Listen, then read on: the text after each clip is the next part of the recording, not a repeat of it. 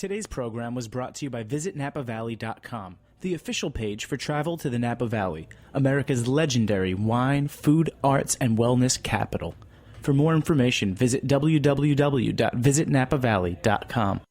I'm Greg Blaze, host of Cutting the Curd. You're listening to Heritage Radio Network, broadcasting live from Bushwick, Brooklyn.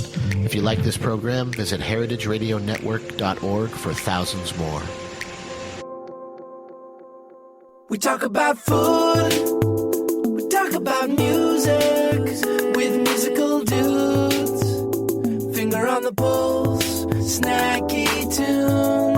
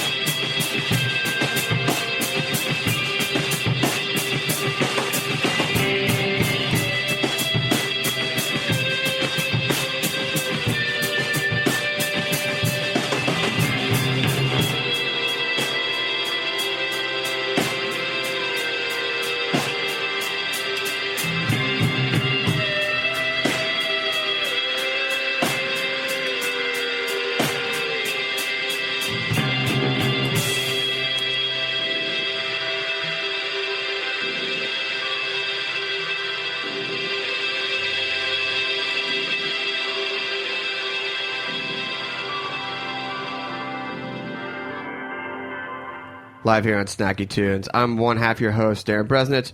Shout out to Greg and the fam and Anna holding it down on the fort. Shout out to Liz. What's up, Liz? We kept it easy for you this Sunday. No actual bands playing. We're just hanging out. Guest of honor, Happy the dog. Happy birthday. Happy birthday. Happy birthday. Might be the first dog on Snacky Tunes. Really? I think so. We've had babies. Oh. He's kind of a baby. He's kind of a baby.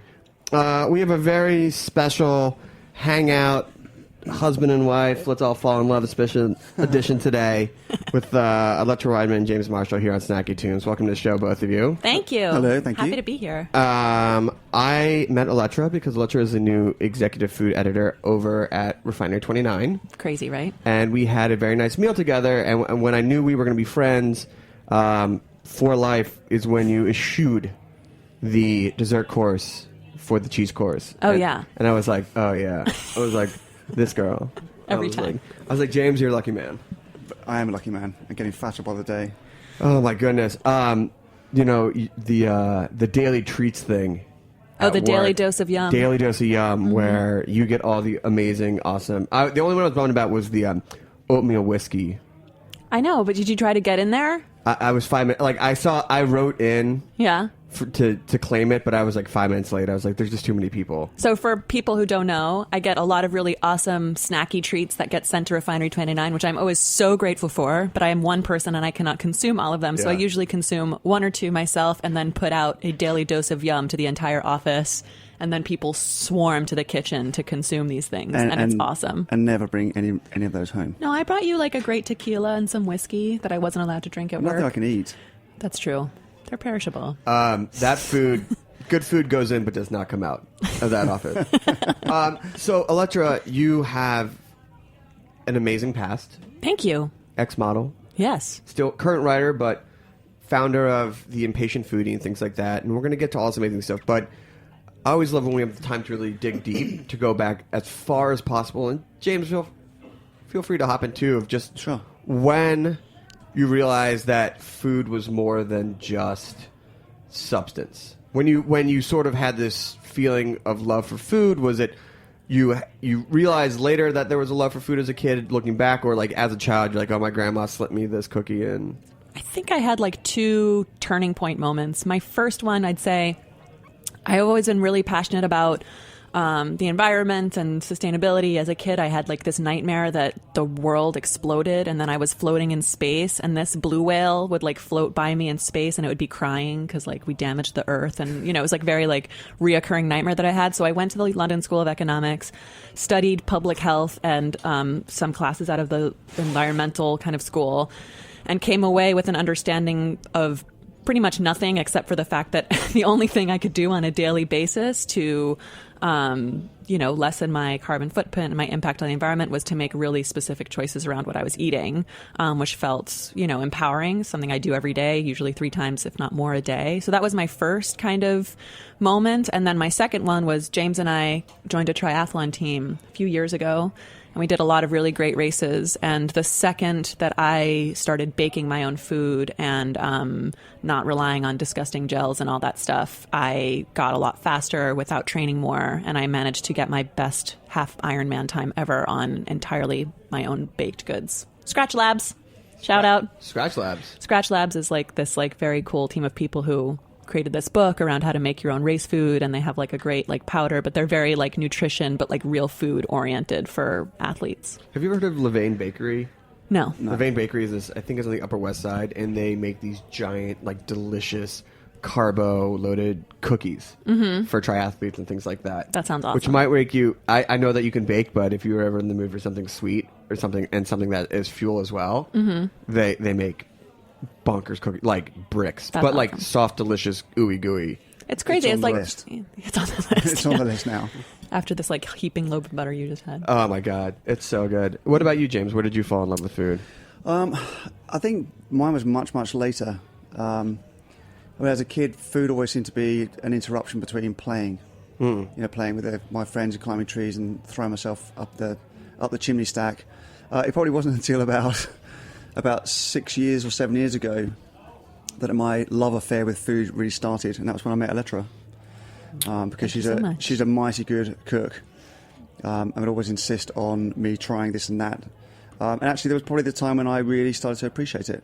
I actually take my time. James didn't like eat things like olive oil when I first met him. I mean, he was, or like, cheese or mushrooms. tea or anything yummy. I mean, really, my food intake was boring. Yeah. Is that? And I say no offense, but did you grow up in a boring food household? Do you know the funny thing is, Yes. Mum, if you're listening to this, I apologise in advance. So my mum is the most boring cook in the world. Thank God this isn't Mother's Day. I know. Okay, Elettra, back me up here. Poor Linda. When you ate at my mum's house, Yeah, it was a little brutal. it was. I'm not gonna lie. The potatoes dry, and also my mum's a celiac, and so she has. She's allergic to like everything, like eggs, Gotcha. gluten. So like there'll be peas on one side of the plate, there'll be like some dry liver on the other side of the plate, and maybe some carrots, kind of dividing the two. So that was it's a pretty boring background of food. But now it's like a colourful rainbow of explosive colours. Oh, and your mom? Yay. Can you shout out your mom? My mom, shout out. She talk about who she is. Talk Okay. about who your mom is. My mom is an actress. Her name is Isabella Rossellini, and she's hilarious. Hilarious. And Very really funny. fun. And we just were with her, was it last weekend? In Boston, In yeah. Boston. She's filming a movie up there, and she's just super fun. And We can't say what she's talking about. But No, we can't Can we tell what say, movie it is. Can we say who's in it? No, we can't. We're not allowed to. It's scary. Okay, I know. We can't say that one name rhymes with. Jamie, James, Okay, all right. giving him a look. It's okay. Listen, there's no spoilers because there's no listeners, so it's totally fine. You don't say that. I'm glad you came on to promo your movie. Yeah. So you're with your mom. So my mom has always been a really good cook, but she was a model for many, many years. So we also had a very, I wouldn't say limited food household, but definitely very clean flavors, grilled chicken, like nothing. I never had like this like mom that like baked up pancakes on a Sunday morning. That was like not her style. But I ate great food all my growing up times. Yeah, you're still growing, sweetheart. Thanks, Still baby. growing. So we'll fast forward a little bit, and you did some modeling. And during your time as a model, you also opened up a pop-up restaurant Right. called Goodness. I did. How did that come about, especially in an industry stereotypically known for not eating? Especially not during, because these were around fashion weeks. Yeah. And this is definitely just like, it's a Diet Coke, it's a cigarette, it's Vodka. Champagne. Oh, so much champagne. So, I mean, I went to the London School of Economics and I came home vowing never to go to school again, and I never have. But I just could not shake what I had learned. And I just had, everybody has to go to these fashion weeks, and they're basically like a traveling conference where everyone's running on champagne and vodka and cigarettes, like you said, and it just doesn't work. Like, there's such massive burnout at the end of like just New York Fashion Week, and then many poor people that I feel very bad for have to go do 4 cities or 3 cities after that, which is brutal. And I just thought, wouldn't it be great if like right outside the tents of Fashion Week, there was a place that you could go. Every day there was a different chef and a different menu, but all the food was like locally sourced, and you'd be like celebrating the bounty of like that given area. But somebody who came from Paris, who never has time to go see New York City because she has to go see like 30 shows in a day, can still experience like some of the best chefs in New York City within like 20 feet of the tents. That was the basic idea. Good food, conveniently, locally sourced. Exactly. Love and then it. I never told anybody goodness was meant to be like goodness food, goodness in the sense that it was good for the community. I never told anybody what they were eating was like locally sourced organic, but it was just the idea that like if something is good and glamorous, people will gravitate towards it. You don't need to like greenwash it, because I find that that's a turnoff. When people start putting their politics on the plate. A little bit. Yeah. It's also a little boring, though, isn't it? When everyone talks about locally sourced food and kind of shoves it down your throat. But actually, if you can just eat a meal and then find out afterwards it's locally sourced. Yeah, then- that was kind of the idea. Yeah. Exactly. Just be like, hey, what you just ate was locally sourced. Did you know that? You can get all And this, blah, also, blah, blah. Elettra would spend some time with the chefs and ask them not to cook with butter, but maybe try some other ingredient that was not so heavy. Because, fashion people. Of course. I mean, and also cholesterol and things like that. And, Totally. Yeah. And the Goodness pop-ups had some legs. It did. They were like, I can't remember. There's like some crazy. Well, I grew a streak of gray hair, which I still have embedded in my head because it's like so fucking exhausting. Yeah, but that's all part of very it. refined. That's very... Thank you. And as a model, that's her look. Oh, did you want the gray streak hair, girl? Well, it's like luckily embedded underneath other hair, so you can't Okay. really see it. But so we did 2 at New York Fashion Week, and they were super popular. And then we got asked to go to Iceland to the Design March Festival over there, and that was nuts. James came with me to that. That was a lot of fun. I think we feed like 1,200 people in 3 days there or something like that. It was a revolving door. But we were only we weren't even open for dinner. It was literally like just open for lunch, and it But was packed. it was nice. They really embraced it. I mean, we were actually on a day off swimming in a volcanic swimming pool. As one does. As one does. As one does. Iceland is nuts, by the way. outside. And we're sitting on the side there, and this Icelandic guy said, "Oh, you're the guys from the Goodness pop-up." Yeah. We were in all obviously- the newspapers there. It was kind of awesome. Yeah, it was good. It was good fun. But then I was so fucking stressed. Oh, sorry. So stressed out. All right. I was so fucking stressed out by the end of it. And it got to this point where people were like, you really need to bring on investors for this idea. And, I was like going down that road. But then I was like, I am just not happy running this pop-up restaurant. I'm not going to do it. It's just so brutal. That's the toughest thing about something that's built from passion and then it gets slipped into a commodity. You're just, Yeah. why are you really doing it? Then is it really the thing that you wanted to do and all that? Can you give an example of one of the dishes that you made on there? Ooh, so I remember in Iceland we translated the bowl of goodness, which was like quinoa. So there's at the bottom there was like hummus and pesto, and then on top of that was like really nice fluffy quinoa, and then all over that was like locally sourced like vegetables and root vegetables and like this really yummy marinated. You would kind of like mix it all together and it'd be this awesome, delicious bowl. I can't remember any of the other menu items, but I can look it up for you. That's fine. And is this where your whole idea of like the good food came from? Your whole like mantra of... Yeah, like eating, just making things to taste good. Yeah. Yeah. I mean, I think it also comes from the fact that when I was a kid, my mom she's Italian, so she wants to eat good food, but both of us had to watch fitting into size, clothes that are just so tiny. So you kind of try to teach yourself how to make healthy food that's like really amped in flavor. So you kind of feel satisfied. So it's all part of that philosophy. Awesome. Well, I want to take a quick break, but I want to talk about impatient foodie when we get back. Sure. Is that cool? I'm into it.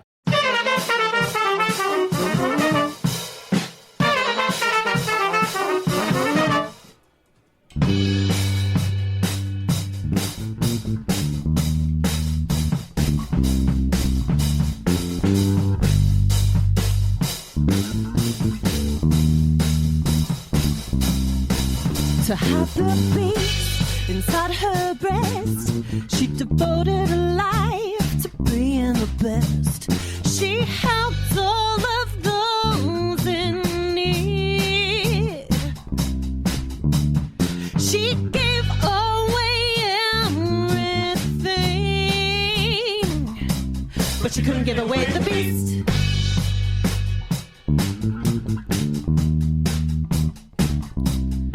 She found love, she found help. She broke down walls, she was a champion, a beacon of society. But in her breast there was a beast, and she couldn't give away the beast. Sometimes she would drink, and the beast would say nasty things, quivering wild and ready to leave. The beast was waiting to break free.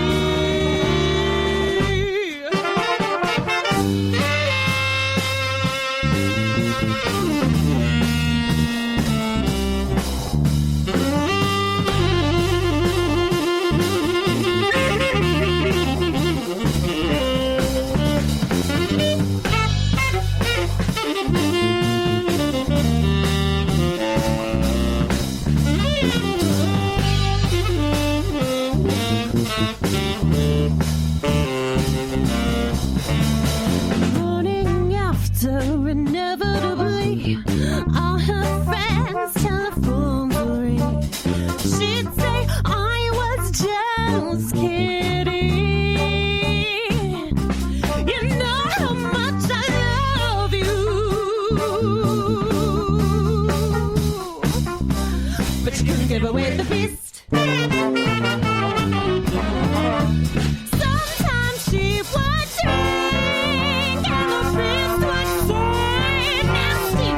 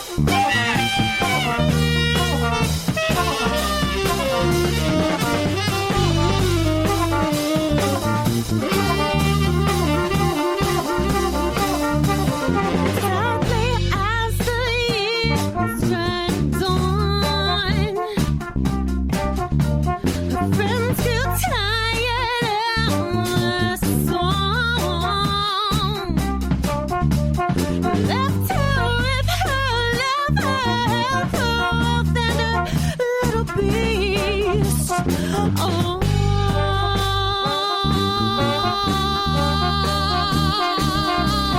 She couldn't give away the feast.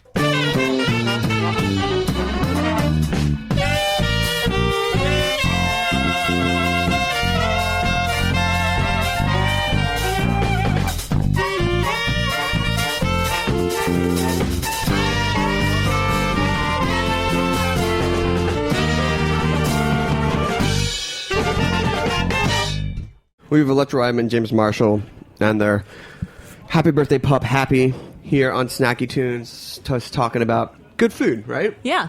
I like this He's salad. like- it's so good. It's ridiculous. I've eaten this salad and this pizza once a week for 5 years, 5.5 years.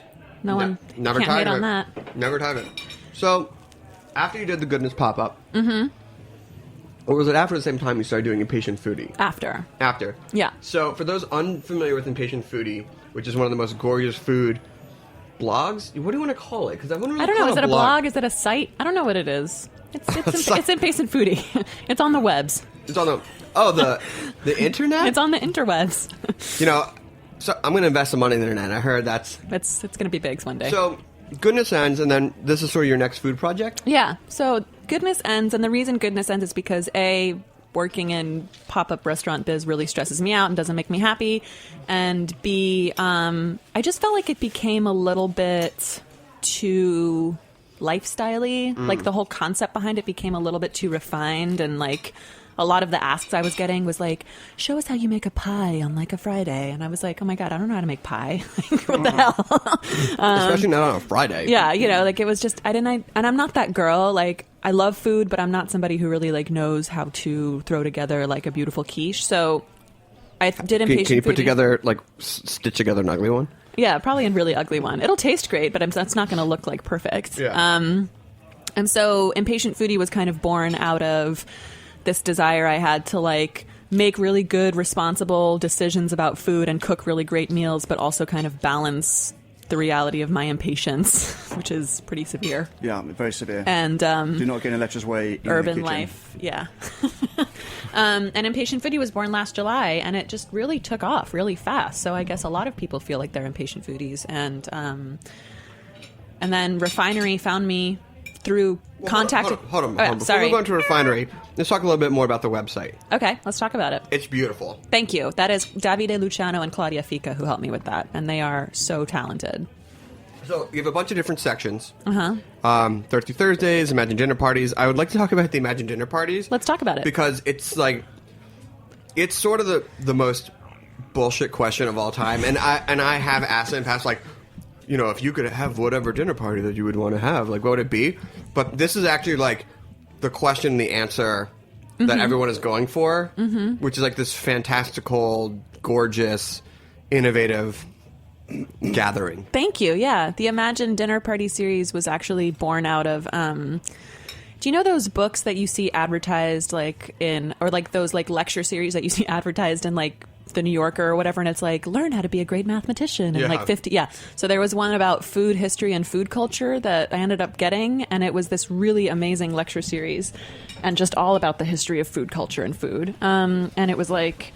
And from there, I was just kind of like, oh, like, I wonder what, like, Cleopatra's dinner party would look like. Like, what would that feel like? Like, who would be there? What would they be eating? And then from that, I was like, oh, I wonder if we could start a whole series on Impatient Foodie where we would just imagine all these wild dinner parties, whether they're based in reality or not. And to date, these have all been not based in reality, but Right. one of the ones that I'm working on now is kind of half based in reality. Yeah, but food-based reality stuff, everyone can do that. Yeah. So this is like, you know, we did a Witch's Hallows Eve feast, what Santa serves his staff on Christmas Eve. We did, the most recent one was all the different mythological gods and goddesses of love and lust and what they eat for a feast on Valentine's Day. And we and Elettra decided not to do a 50 Shades of Grey dinner. That was James's idea, by the way. Well, it was a great idea. It was. Not really a dinner party, though. That's I'm more like sure a... that after all that sex, you'd be ravenous. Yeah, but it's not a dinner party with just two people. You could do like a dinner, 50 Shades of Orgy Grey. Yeah. Then that's a dinner party. Or 50 Shades of, TV superstars. I'm going to say that given the craze of 50 Shades of Grey, there were some caterers who probably provided food for Oh yeah, for sure. for those things.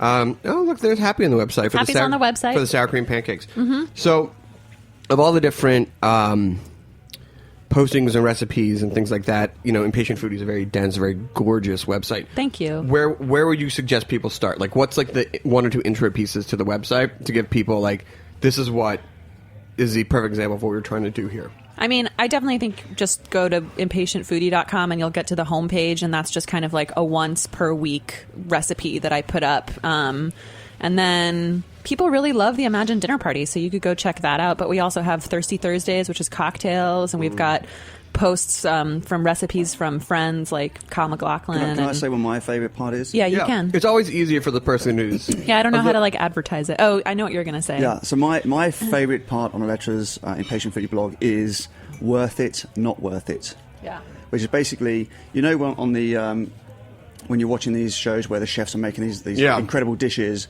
and you think, oh wow, I'd love to learn how to make mozzarella. Well, in reality, Elettra is very impatient, but also very honest and a great cook. So Elettra will take a dish like a product you might want to make, like a mozzarella, and she'll save everyone a bit of time and effort by trying to make it herself and working out, is it worth it to make it yourself? Yeah. Or not worth it? Would you just go down the shop and buy it, or try and make it? Yeah, for example, thank you. Thank you for the shout out, baby. That's okay, beautiful. I love you. I love you. I love you. I love it. For example, there was a fantastic video. I forgot the girl's name now, but she did a rainbow poop cookies, and it like took the internet by storm. And I was like, "Fuck! I want radio. I want goddamn rainbow poop cookies." And so I tried to make them based on her recipe, and bless her heart, her recipe did not work, and I tried it 4 different times. I really did. And then I was like, okay, I need to have unicorn poop rainbow cookies in my life, so how can I make this work? So eventually what I did was just got a pre-mixed sugar cookie thing that you like buy at Whole Foods, and I added some milk and I added dye to it, and that worked. But not worth it if you were going to go for that recipe. I made pho from scratch once, And it was a nightmare. it was like $70 or $80 Yeah. for... I mean, we got a ton of servings, but it took all day. Yeah. Shopping took a whole other day. Yeah. You need so many different types of bones and like to make the stock. And then I was like, it didn't even come, not even close Not worth it. Yeah. to like going Not to worth Chinatown and getting a mediocre bowl. For like $2. So fuck Seriously. it. Yeah. Seriously. So that's what worth it, not worth is about. And so it was from Impatient Foodie that the wonderful, was it Christine? Christine. Oh my God, I love Christine. I do too. She's Christine, kind of amazing. editor-in-chief at Refining 29. Shout out. Shout out. You're Vision. awesome. Amazing. Yeah. So that's how she found you. Yeah, she contacted me through the contact form on Impatient Foodie, and I was shooting in London, when I got her email. And at the time, I've gotten a lot of really positive feedback about Impatient Foodie, so when I got her email, I assumed that she just wanted to collaborate on posts, which I had gotten a lot of requests for, which of course I would have been happy to do. So I went into the meeting with her like 3 weeks later, because we were both traveling, thinking that she was going to be like, oh, we'd love to like put your stuff up on Refinery. But instead she was like, we're launching a food section and we want you to be the head of it. So what do you think? And I was my jaw kind of hit the floor. And I walked around the block twice. I walked around that the Broadway block twice. Yeah. And then I called James, and the rest is history. Started in Feb. Yeah, and now I'm eating more and more every day. Yeah. Chief taster. We're going to take a quick pause because I want to hear about Refinery and the food and the whole new approach to that, and just everything that you're going to and building this whole new department and component for the millennial women. Okay. About food and the modern relationship that people have with that, both as like doers and makers and watching what you eat and things like that.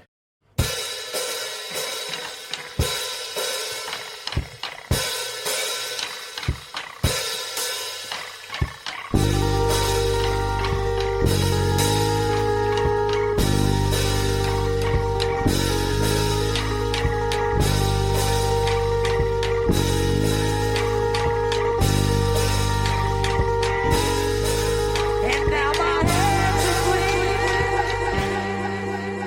clean from tearing down the temples that I built for you. And I sang songs of praise and love. I sang songs of burying you alive in a sea see, I had to tear it down. 'Cause my faith was just a cloud. One I can't believe that I allowed to blind me for this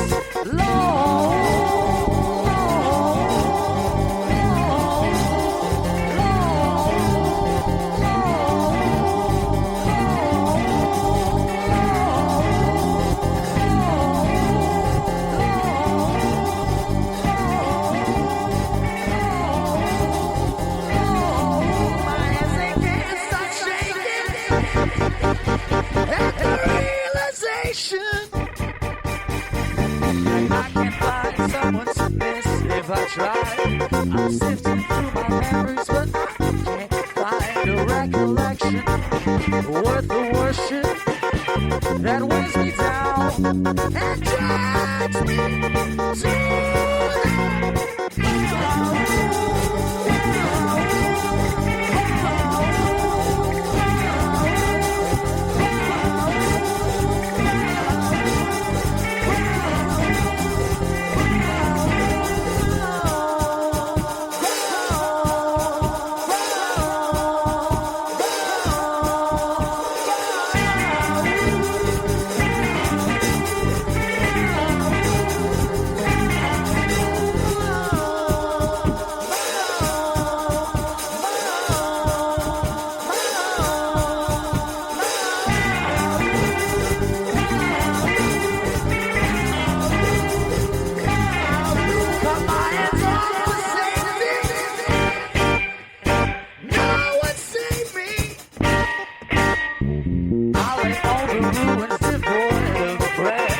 and let my soul be out, 'cause there's nothing there but recollections, false worship of lovely effigies that found me far too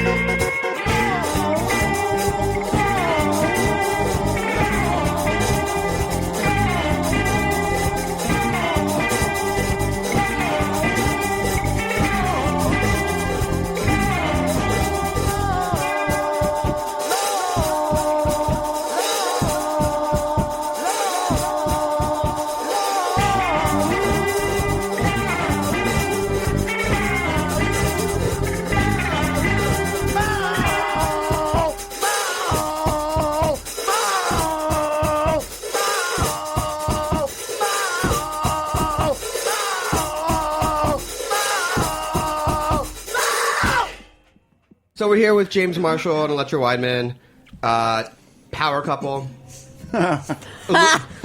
Illuminati of the food world and duck world. And Elettra has recently joined Refinery 29 as the executive food editor, picked out of the ether by the amazing Christine Barberich, who I love and admire and like worship daily. Totally. And before the break, you were talking about how, starting in February, you sort of took a couple of laps around the block. And now that you have this insane forum, this platform with an extremely devoted readership, what do you say to these women? And is it a conversation or is it you telling them what you know? No, it's definitely a conversation. And I just think that knowing how to cook and feeling confident in the kitchen is like such a major life skill, not even for now, just forever. And I think that a lot of young women have come from households maybe where they weren't taught how to cook or encouraged to cook. And I just really want to get in front of them with like exciting, cool content that's like easy to follow and show them that, they can make beignets with 3 ingredients and they can do it. It doesn't have to be like, have a salad and have this like amazing steamed fish, although it can be that too. It's just more about like, you can get in the kitchen and make incredible things, and then I think that's a life skill that's going to carry them throughout their life, until they're old. When they're moms or not moms or professional women or old ladies, they'll always have the skill to be able to cook and take care of themselves. So I'm really passionate about that. I feel that there are a lot of really incredible food sites out there. Bon Appetit, Food and Wine are great at what they do, but there really isn't a site for, like we say, everybody talks about millennials, but nobody talks to them, right? So I just really feel like this is an opportunity to like like one of the most searched terms, I'm told, like the first day I got like this whole like strategic briefing, is like people want to know how to like scramble eggs. Oh my God. And it's like, no, but there's no place there are places you can go on the internet and find like probably like a not so great YouTube video, but there's no place you can go and find like a super stylized, funny, engaging, fun, beautiful, spread on how to scramble eggs and like then riff on that, like add cream cheese, add chives, add all this stuff and, not feel like embarrassed that you don't know how to scramble eggs because everybody's got to start somewhere and, start with the basics and build from there. That's my philosophy. 2 things my mother taught me before I left for college. What? Scrambled eggs. And how to shop at a grocery store. See, but so useful, right? Never failed you. She actually taught you how to shop at a grocery store. Yeah, and what did that involve? I mean, picking out melons, looking at produce, like planning for the week. I mean, if you don't know how to cook, or how about this? Like, if anything, like imagine if you were a painter, something like this. Like, no one's gonna. If you can learn all about like the greats and the Renaissance and things like that, but if no one actually tells you how to like use the tools, like how to use a paintbrush and things like that, then it's just like I can talk about food, but getting the basics. And every time I go in, I always remember my mother, like, this is how you squeeze a melon, this is what you look for, like, check the milk, you have a little bit of lenience, how to shop, when to shop. But my mom's a badass cook. That makes a big difference. So Yeah. they're skills that really carry you through life. So Yeah. that's my philosophy. It's great. I'm excited. I mean, February, it's relatively new. I mean, it takes a while to find your voice. Yeah, I ramped up a lot really fast, and starting April is really like my content, quote unquote, getting pushed out. So it's been an exciting, stressful, good stress time, and I'm very grateful to my wonderful husband who's been very supportive and taking care of me. Yeah, well, he's getting well fed. He's getting well fed. I'm having to double my effort at the gym just being to keep very up. Oh, my patient. God. Being very patient. What with me. are one or two pieces or articles that you're looking forward to putting out that haven't been out yet? One of the things I'm super excited about is something I'm designing every month called Foodiversity. So basically, April's Foodiversity is Eggs 101, and the idea is that we release content throughout the week, and on a Monday we start with super basic, and by the end of the week you're kind of like ramping up your skills into something more sophisticated. So Monday's Eggiversity 101 is going to be scrambled eggs because people want to know, and then by slowly ramping up throughout the week to make a frittata by Saturday. Ooh. And then, May has like another central ingredient, and we slowly ramp up complication by the end of the week. So we're just kind of teaching people like, okay, here's how you make rice. Now here are 5 different things you can do with it that are varying degrees of complication, but you can fucking do it. And are you good at making videos? Are you going to be doing it? Yeah, making some videos. Haven't focused so much on that yet, but I made an intro video, which will be intro video to me. I know. I She'll be coming out. I unfortunately got too busy. I couldn't be a part of it, I which know. I was bummed. I was bummed. I know. I got to shoot a banana because I hate bananas. That was fun. James, do you like bananas? I love bananas. Yeah, I think it's a love it or hate it. I don't know anyone who's a fair weathered banana for Actually, Elettra hates them so much that if I've had a banana, she won't snog me. Won't kiss him. So That's tough. That's a little weird. it's like the banana has to come post. So when Elettra leaves, you have a banana party. Yeah, basically, yeah. Yeah. I slaughter myself. You haven't with had that banana. many bananas in the house though recently. Well, I mean, I'm afraid to. Yeah. I'm sorry, She baby. comes home early. There's Like- peels everywhere. I know. I almost fucking slipped on a banana peel on my way to work the other day, Well, which it would have wasn't just my been fault. no, but it went on the last score with my banana hatred. Now, James, you were actually involved with a restaurant for someone who is fallen in love with Whitehall, which is White Hot. Whitehall Ooh. is white hot. Thank you very Right. much. I like the way you did that. Yeah, alliteration's one of my favorite things. So, from having, and again, apologies to your mother, growing up with not the most adventurous cooking, to meeting Elettra, who exploded your taste buds into Yep. a ferocious frenzy of feelings. Cacophony of tastes. Cacophony of taste. Ooh, a cornucopia of cacophony of... Anyway, never mind. A gushing waterfall of flavor droplets. Yeah. Good tasting food, as they say. And now you're part of one of like New York's most successful restaurants. How did that happen? What's the journey there? Well, I saw I have 3 friends of mine that opened up a restaurant called Highlands, a Scottish place. Great whiskey. Love and, whiskey. I just left the corporate world and I wanted to get involved in something that was more fun. And I've, since being married to Elettra, I've got much more interested in food, and there was an opportunity to kind of get involved in a restaurant, and that was basically it. And the guys are very, very hardworking, and it's a real hangout, and it's a restaurant that's made by locals for locals. Yeah, I have to say, I appreciate the neighborhood joint openings now more than the front page worldly places that are going for the whales and things like that. Yeah, I mean, for us, you'll never see any paparazzi pictures of anybody outside of our restaurant. You know, it's very, very low key. Unless famous model Elettra is there. Obviously. Yeah, I mean, Elettra showed off her Grey Streak last night at Whitehall. a Cruella de Vil look. Yeah. Sorry. Hey. So no paparazzi, local place, good food, great wine. Yeah, and Thanks. it's we've got a good gin bar, and the food is kind of contemporary British food. So we have, my partners are Irish, Scottish, Asian, Scottish, and I'm the English guy. So, but it's, you know, there's no fish and chips there. It's kind of a little bit more upmarket. All boiled in vinegar, right? We do have Branston pickle and HP sauce. Look, I'm a huge fan of, especially British food today. Huge strides. It's got better. It's gotten worldly. For sure, yeah. It's gotten absolutely worldly of just the food they're doing, the stories they're telling. The, Borough Hall Market is bonkers. Yep. I almost had a meltdown there because I went there and I only had enough room to get one thing. Oh, no. And You can't do I went that. by I couldn't get anyone to go with me, and I kept doing circles.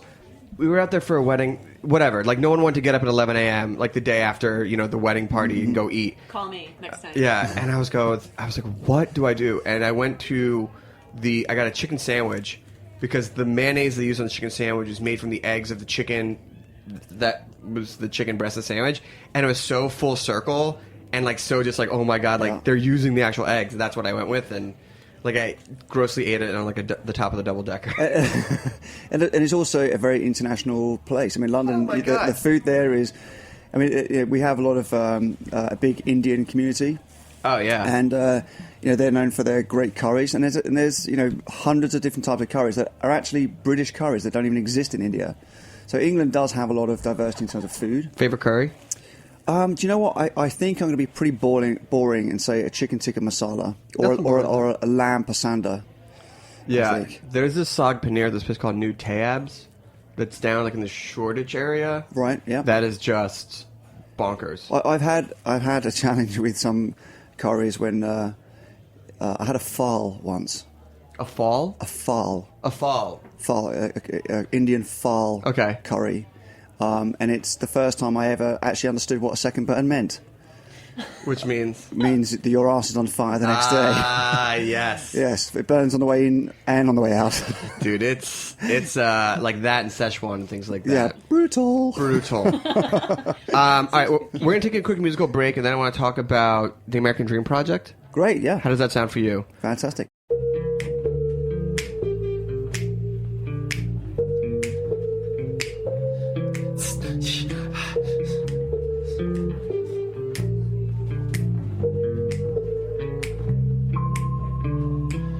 I got a friend with a lot of ambition. He don't got all the right education.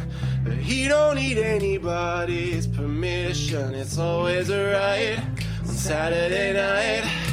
He's in love with a girl whose reputation is showing up alone without a boyfriend. And every time they miss their connection, 'cause he don't know she's ready to go. No. Is it ever really the right time to fall in love? And so she's dancing all alone in the moonlight, and he's lighting up the sky like a firefly. Will it ever really be? Will it ever really be? Will it ever really be? Will it ever really be the right time to fall in love?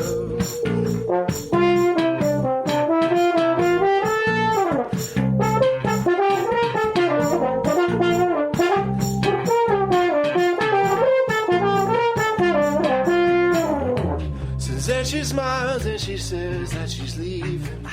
She don't have to give him a reason. There's no way that'll wait another season. He brought her in close and told her that most of all, is it ever really the right time to fall in love? And she's dancing all alone in the moonlight, and he's lighting up the sky like a firefly, firefly. Will it ever really be? Will it ever really be? Will it ever really be? Will it ever really be the right time to fall in love?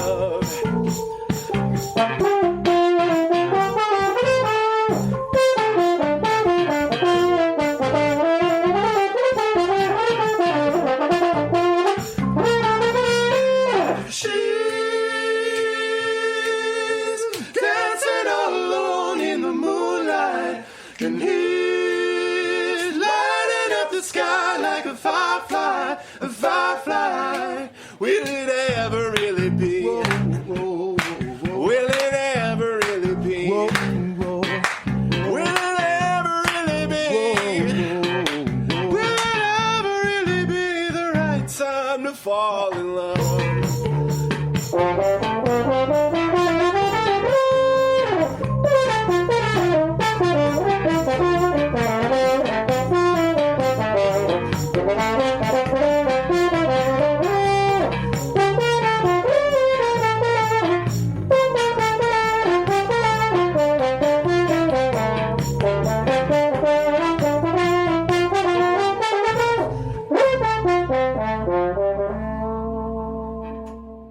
So, James, tell us about the project you're working on right now, which is coming out soon, the American Dream Project. Okay, so, well, have you ever had one of those mornings where you wake up and you're, like, tired of people just pissing on America and saying why we suck? Yeah. I mean, I think after 9/11, and I'm just saying this, I was like, it's a really every day is a shitty news day. Right. Like I honestly, and like That's maybe, true. and maybe that's just me becoming more aware. And obviously, when you look back, you're like, you know, if it bleeds, it leads, and that old trite thing. Like no one ever goes like, the world's happy today. Like that's not going to sell a paper. True, it doesn't. But I think there's, the news organisations seem to have evolved into these salacious, channels that just pump out the stuff to satisfy advertisers because they get the ratings. And I think, news organisations they should be providing news that is newsworthy and not some of this other crap. So I basically had one of those mornings where I was tired of, hearing all this bad news and wanted to hear something a bit more positive. And as an immigrant here, I guess I look at America through a different lens. I've always wanted to move here. Mm-hmm. So I thought, okay, well, screw it. If I've had this idea of trying to see the positive side of America, why don't I try and make something of it? So the idea was born for the American Dream Project, and it's basically a Brit and American, and I'm the Brit. So me and a friend, we got 2 Indian motorcycles, and we drove from New York City, 5,000 miles around the US, ended up in California. We only stayed with people we met on social media. We worked for our keep. And this whole thing was just so we could try and find some really happy, positive stories, some real, really amazing Americans that aren't celebrities, that aren't, heads of industry, just great everyday people. So we did. We filmed in September. We just finished editing, and we've got a premiere on April the 14th, which is super exciting. That's so exciting. And we've got a. Where's it going to premiere? Well, we've so my partner's a Cole Haan, and so we've been in discussions around which outlet to put it on. We've looked at TV. We settled on web because we thought it could get a bigger market. So so we're now looking at either Amazon, Condé Nast, Vessel, Netflix, or what was the other one? No, I can't. I can't remember the other one. I've forgotten it. Anyway, there's another option there. Bidding war. Starting now. Bidding war, yeah. And then the phones are lighting up. Yeah, and so it's going to go on web first, and we're actually in negotiations with a network now as well. Awesome. So yeah, it's cool. It's really fun, and it's a great. I mean, it's a total boys' trip. You know, two guys going across America for a month on motorcycles is great. We met some really cool people. No, but it was really amazing too because like James really wanted to find out. You know, every day in the news we hear that like America's like on its knees, like this country is crumbling, like all this stuff is going south. And he met all of these incredible people who, yeah, maybe they're not looking for 2.5 kids and a white picket fence, but they still have these incredible dreams and their idea of happiness, and like they're still working towards that so hard. And just because it doesn't fit some ideal of like what's considered happiness, the media just like kind of like doesn't cover it or shits on it and says it's like not a dream. So James really set out to prove that wrong, and I think you did a really great job. Well, thank you, people. And you're great. And I love you. I love you too. Speaking of love, the story of you two getting together, as Elettra told to me at Contra, is pretty awesome. And you do have to name check how it first happened, because it's so epic. And I think we'll end on this. Okay. Who can you co-tell it? Did someone tell it better? I think James is incidentally taking a moth storytelling class right now, so this would be a good Really? exercise for you. I just started. So He's give me taking a those stories chance. on. Now you have to tell it on the radio. All right, you have 3 minutes, and when you hear the slide whistle, Yeah. that means that you have 20 seconds left. Thanks very much. Okay, so basically, so I was living in London at the time, and an actress friend of mine, this beautiful lady called Anna Friel, was her boyfriend was shooting a movie, and she said to me, "Look, do you want to come to this white bow tie and tails ball at King Henry VIII's old house, Hampton Court Palace, at a party hosted by ex-Prime Minister of Russia, Mikhail Gorbachev?" That was like I think I got the invitation for that. Or actually, you know what? I'm sorry. I think it was an Evite. Yeah. Yeah, that's It right. was nice. Like the Yes or dancing no? Russian Maybe. bear comes out of the envelope. Yeah. So of course, you know, I had nothing better to do than that. So You may have had something else to do, but nothing better than that. nothing better than that. Yeah. Did you have a whitetails tux? No. So I had to. I mean, in England, you can rent one of those everywhere. Yeah, so, of course. So I rented one. I had someone work on it a little bit, and then fast forward a couple of weeks, and we're driving down the driveway of Hampton Court Palace with people standing on plinths playing the violin. It was crazy. And then there's someone else doing the ballet moves on another plinth. And I arrive, and the first person I meet is Minnie Driver, and then Mikhail Gorbachev, and then Elton John, and Sir Ralph Fiennes, and Naomi Campbell. And It was crazy. It was totally bonkers. And I'm the only person there that no one's heard of at all. They're like, who the fuck is this guy? Right. It was so crazy that the only thing you could do to be there was get drunk. That was my strategy. And sometimes when no one knows who you are, they either think that you are a nobody, or so super important that they feel a little ashamed that, like, here's the one guy I don't recognize. Like, I should know this guy. I should know this guy. I think they just assumed I was a nobody. Okay. So I saw Elettra.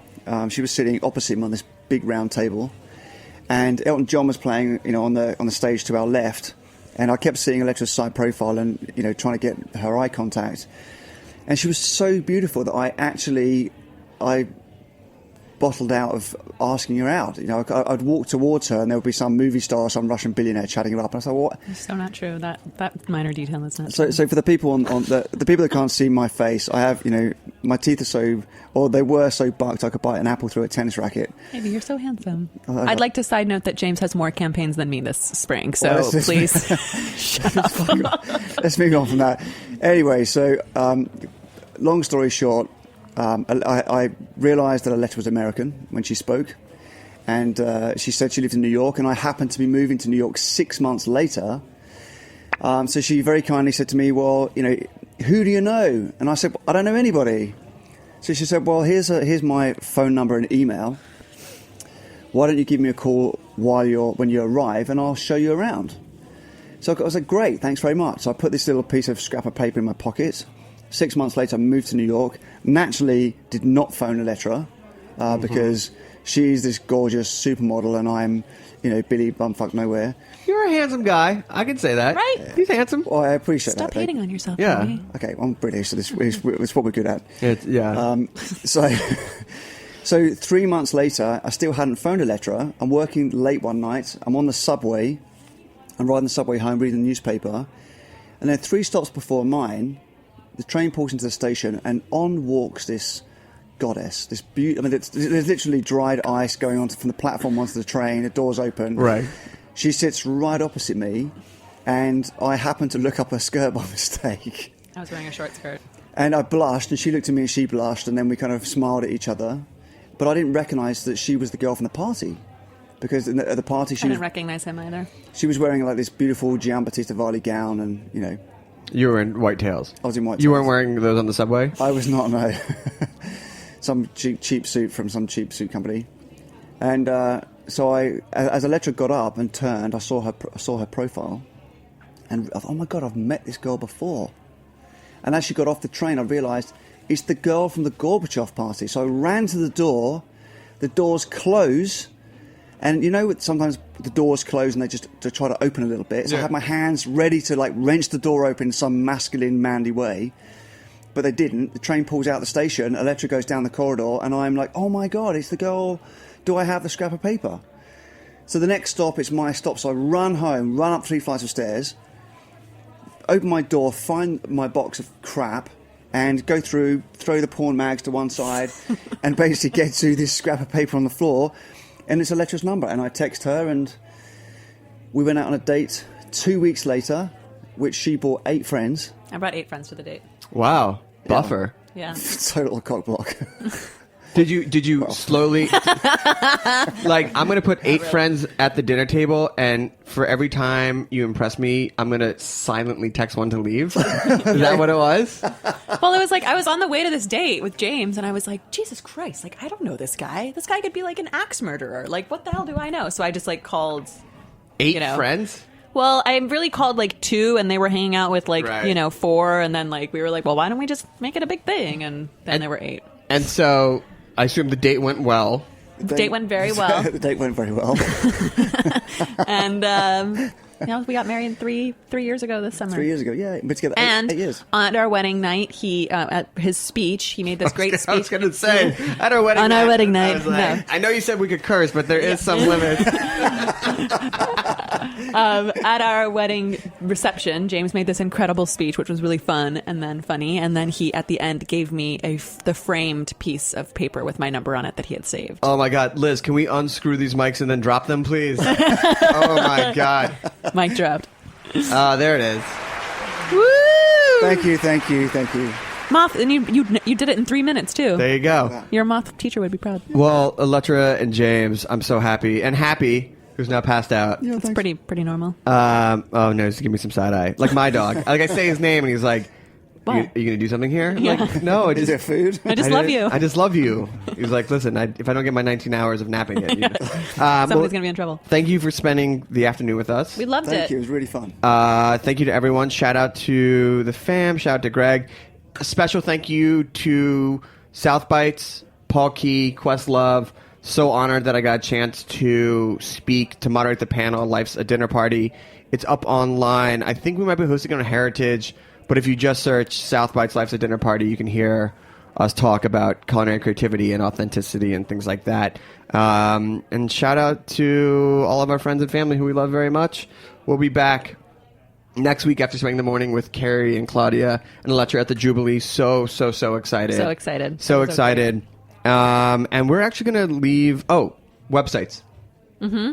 If people want to find out about your projects, Instagram, things like that. So Instagram for the American Dream Project is HM American Dream. And if you look on Facebook, we are The American Dream Project. And check out impatientfoodie.com. Yeah, it's great. And refinery29.com. And refinery29.com and refinery29.com/food. Awesome. Thank you so much. We will see you next week. We have an awesome show. Happy spring, everyone. Happy spring. Is it spring? It's officially spring. It's officially spring. We celebrated with a snowstorm. Yay. Womp womp. All right, here we go. Thank you so much. We'll see you real soon. Well, I guess we'll hear you real soon. See ya. All right. Ugh, ending on an awkward joke like always. All right, bye guys.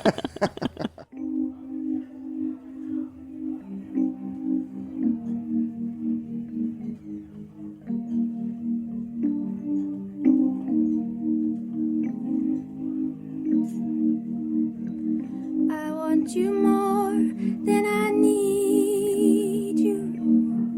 I need you so bad. Are you coming back?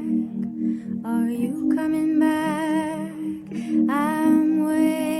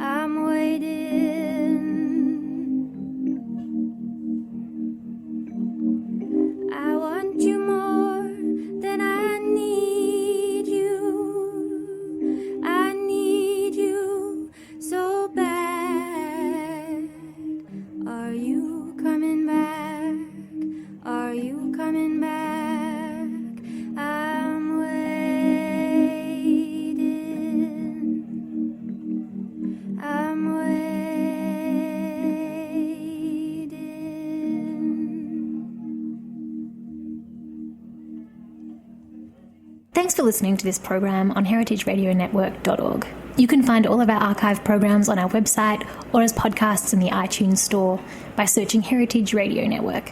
You can like us on Facebook and follow us on Twitter at heritage_radio. You can email us questions anytime at info@heritageradionetwork.org. Heritage Radio Network is a 501c3 non-profit. To donate and become a member, visit our website today. Thanks for listening.